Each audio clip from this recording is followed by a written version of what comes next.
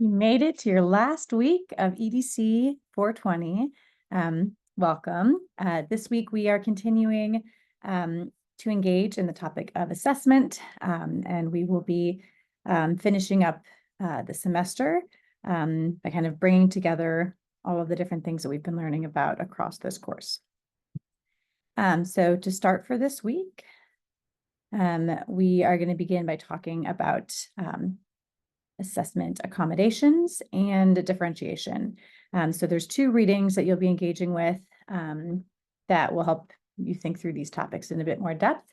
The first one focuses on dually identified learners, so students who are both identified as MLLs, or the term that the authors use is CLD, culturally and linguistically diverse students, and those that are identified as needing special education services. And so the authors will kind of talk through that intersection and some challenges with ensuring that we are appropriately identifying students who do need those services, and then different ways to support students once they are duly identified. After that, we move to differentiation. There's a great chapter you'll be reading by Fairbairn and Jones-Bowe, where they provide a general overview of what it means to differentiate across different levels of second language acquisition. And then they provide some really concrete examples of what it looks like to do that at elementary, middle school, and high school levels.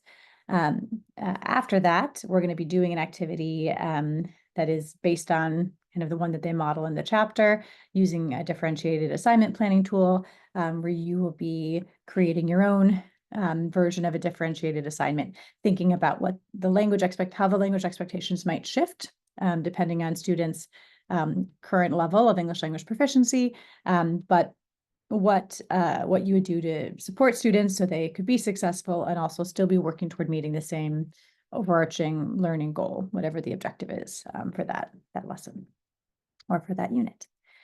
And I've included the WIDA 2012 English Language Development Standards Framework, which really is kind of a set of differentiation tools as a support as you're engaging in that activity. It's a great resource, especially if you're just getting started with differentiating for language, to think about what that looks like and the types of supports you can put in place. Then we move to thinking about alternative approaches to assessment. So this takes us back a bit to some of the topics we were exploring in week 11, when we looked at what it means to design authentic assessments, what it means to design assessments from a multilingual or a heteroglossic perspective. You're going to be reading an article that I love from Asensi Moreno, where she takes some formative reading assessments and shows how they can be adapted with the translanguaging lens to be more responsive to students. So you'll have a chance to dive into that and think about kind of your current ways of approaching assessment with multilingual learners, whether you are a classroom teacher or preparing to be a classroom teacher, and think about what you can do or could do to create more linguistically responsive assessments. So from there, we move to the discussion board. I'm going to have you upload that differentiated assignment activity on the discussion board, along with a brief reflection of what it was like to do the exercise. And then you can choose a couple additional discussion questions that you want to respond to from this week's content.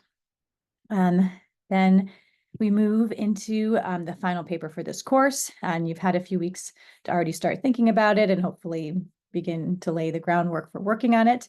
I've included a little bit more information this week about the assignment and also some resources that I think are helpful, including a chapter from Wainwright's book that, again, just reviews some of the concepts that we've covered around assessment that I think are important when you're analyzing your standardized language assessment, and some additional resources about WIDA's access test, if that is the assessment you choose, although, again, you can choose any standardized language assessment that you're interested in analyzing. And I've also linked the assignment description and rubric again. And please do feel free to reach out if you have questions or if you want to talk through your ideas for the paper. And if you are working towards your certification in TESOL BDL, remember that this is our task stream assignment, so you're going to want to upload that onto task stream as well. And then finally, the last thing for this week, as we are nearing the end of the course feedback window is open from the university. So the last thing for this week is to please carve out a few minutes to provide course feedback. I do take student feedback seriously. I read the qualitative feedback. I look through and see what students have said in terms of, the different facets of the course that they liked or didn't like. So please take a few minutes to complete that. And as an added incentive, if we get 75% participation in the evals, I will give everybody 2 additional extra credit points for their discussion board forum. If we get everybody, I'll give you 3 extra points. So please do it for you and for your peers, but also for me, because I appreciate receiving that feedback. And so that is it for this week. I hope you have a wonderful week, and I look forward to engaging with your ideas on the discussion board.